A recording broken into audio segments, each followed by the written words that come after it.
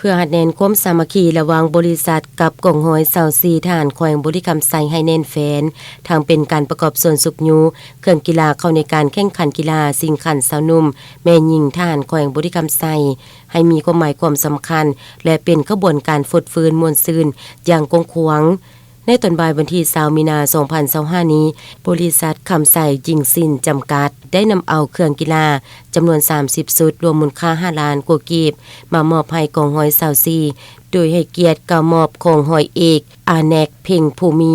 หัวหน้าห้องการบริษัทคำไซยิงซินจำกัดต่างหน้าให้หัวหน้าบริษัทคำไซยิงซินจำกัดพร้อมคณะและให้เกียรติกล่าวรับโดยพันตรีลำเงินเทพบุรีหัวหน้าการเมืองกองร้อย24พร้อมคณะ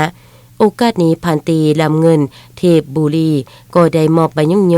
ของกองบัญชาการทหารแขวงบุรีคำไซให้บริษัทคำไซยิงซินจำกัดเพื่อเป็นการตอบบุญแทนคุณผลงานในการสนับสนุนเครื่องกีฬาในครั้งนี้พร้อมทางกล่าวคำขอบใจและแสดงความมุบุญคุณที่บริษัทคำไซ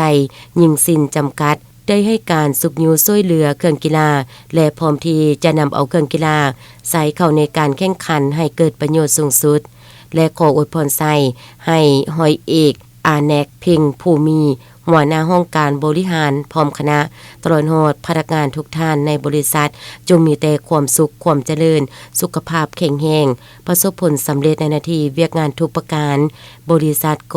ให้มีการเติบใหญ่ขยายตัวขึ้นจังบ่หยุดยั้ง